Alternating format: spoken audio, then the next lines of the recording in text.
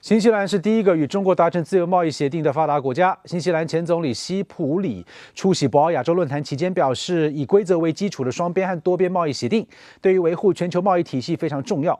来看本台特派记者来自博鳌发过来的报道。Bring your memory back up a little bit more. In 1999, when you were Prime Minister of New Zealand, and you started negotiation FTA with China.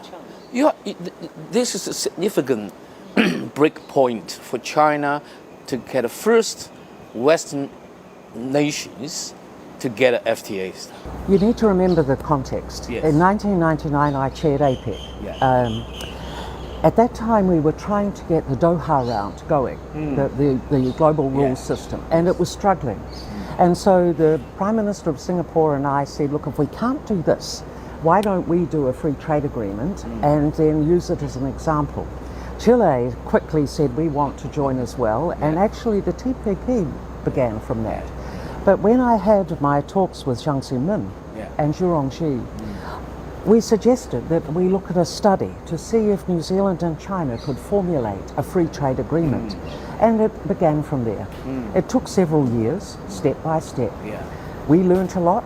I think China learnt a lot. And of course, China has many bilateral and regional trade agreements now. Rules-based, fair, respectful. And if we can't have a world system, these foundations were very important and actually now are flourishing.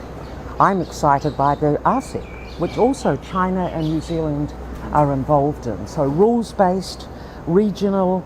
If we can't have a global system that's functional, let's keep going with our multilateral structures so we can all flourish. So China and New Zealand, one large, one very small, but very principled on our commitment to multilateralism. You have a passion for China, and you're longing with that until today, and you're senior advisor.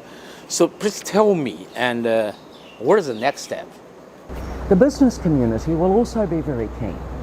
You've just had the 2 sessions here in China. There are many important new announcements in the next 5-year plan. Lots of business leaders will be here at Boao wanting to understand what that really means, where the opportunities are. And I have watched over the years the big global corporations and even smaller entrepreneurs come to Boao to hear what not only China but other leading nations are doing, so they can then pivot and ensure that their private sector companies can take the opportunities that are there. So it's a gateway for thinking, it's a gateway for understanding new market emerging trends, and it's also a gateway to see a glimpse of the future.